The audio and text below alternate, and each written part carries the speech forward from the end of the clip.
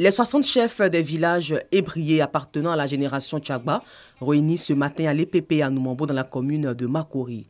Objectif, parler franchement afin de régler les problèmes de succession récurrents dans leurs différents villages. Ce 15 novembre, journée nationale de la paix, était pour eux l'occasion de régler les conflits et rappeler le respect des us et coutumes. Il faut chercher à planifier, échanger, essayer à discuter pour voir un peu comment on peut essayer de tout planifier dans nos villages. Donc l'entente, la paix, aujourd'hui c'est la journée de la paix, donc que la paix soit réellement dans tout le district d'Abidjan. Lors de la cérémonie, s'est réjoui de cette assemblée générale extraordinaire qui, selon lui, permettra de resserrer les liens fraternels de leur tribu. Nous souhaitons qu'il y ait la paix au sein des Tchagba, surtout la cohésion sociale.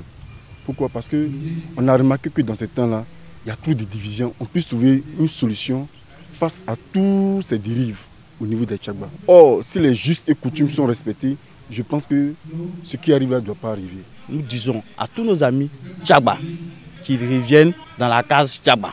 Nous cherchons la cohésion, la paix. Et nous réitérons la paix, l'entente. Il ne faudrait pas qu'on puisse être soumis à une certaine division. Rappelons que les mandats dans les villages à Tchan sont d'une durée de 15 ans. Après la précédente génération Dougbo, celle en fonction est la génération Tchagba et la prochaine sera la génération Blessoué. La Côte d'Ivoire célèbre ce 15 novembre 2021 la journée de la paix. Une journée pour promouvoir la paix et le vivre ensemble entre les fils et filles du pays. À l'église Ariste d'Abobo-Doumé, les fidèles chrétiens ont prié pour la paix et la cohésion en Côte d'Ivoire. Nous avons pensé qu'il était bon de prier pour la paix, car la vérité, nul ne peut faire de don s'il n'a pas la paix du cœur. C'est pour cela qu'à cette occasion, nous souhaitons pour les autorités de ce pays, avec à leur tête le président Alassane Ouattara, que Dieu les inspire, qu'il leur donne la force, qu'il leur donne l'intelligence pour gouverner ce pays. Je suis venu prier avec mes parents à Tchan, à l'église Ariste d'Abobo-Doumé, pour la paix en Côte d'Ivoire, pour que le président Alassane Ouattara puisse apporter cette paix pour les Ivoiriens et aussi le développement et la cohésion sociale dans notre très beau pays. Les fidèles ont également prié pour qu'un remède soit trouvé à la Covid-19 qui fait des ravages dans le monde. Cette journée de la paix a aussi été l'occasion de faire des dons pour l'achèvement de la maison des prédicateurs de l'église Ariste d'Abobo-Doumé.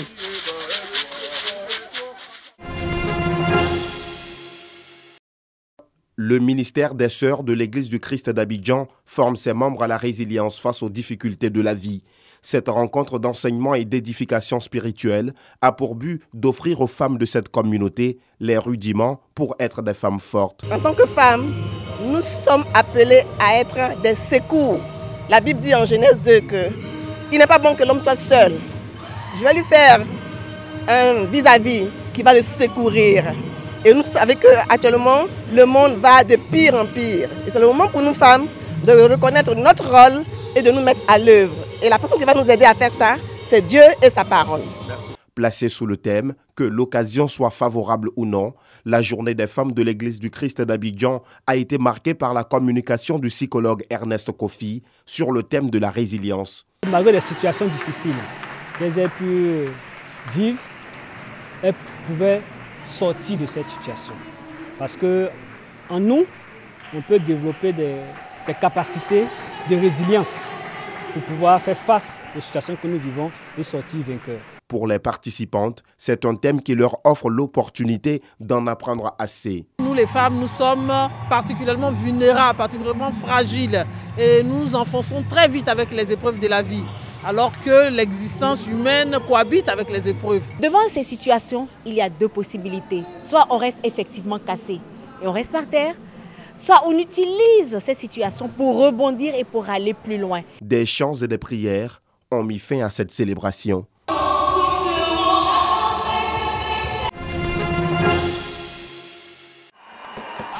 La salle à Noumambo refuse du monde. Nous sommes au concert du chantre Guy Christ Israël, placé sur le thème Abondance.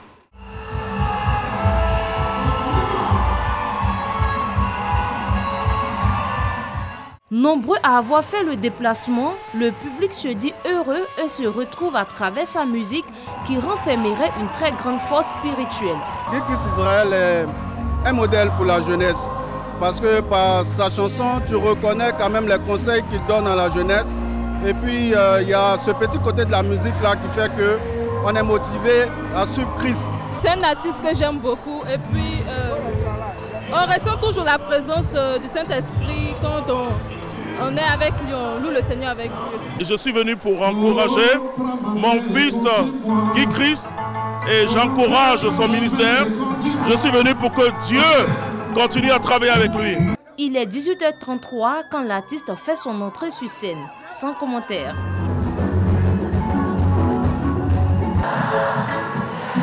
Le spectacle terminé, le chanteur se dit honoré de voir que le peuple a répondu à son appel.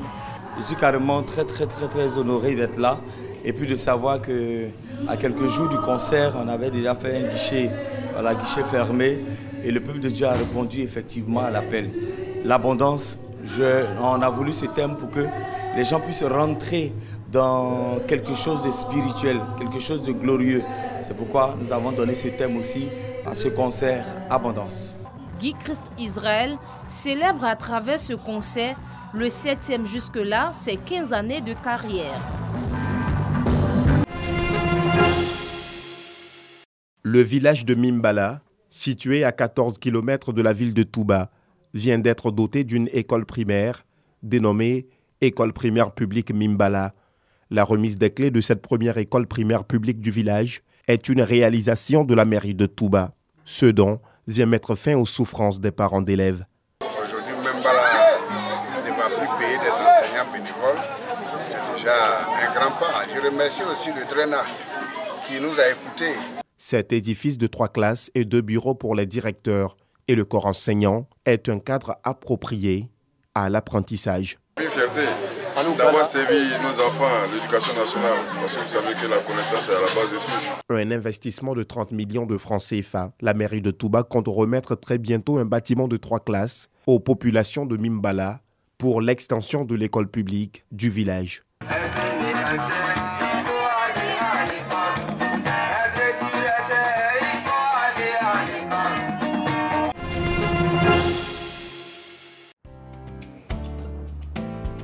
Une nouvelle capitale administrative pour le pays des pharaons.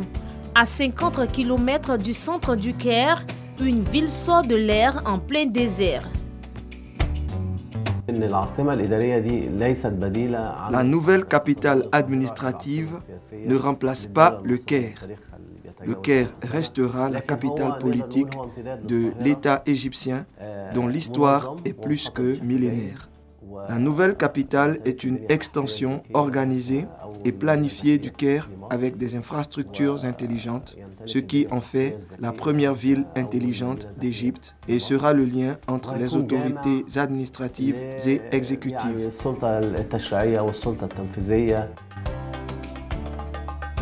La ville, à thème, couvrira une surface équivalente à 7 fois Paris.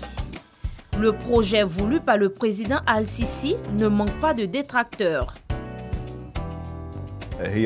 Le prix des appartements et des villas dépasse les capacités de la plupart des citoyens.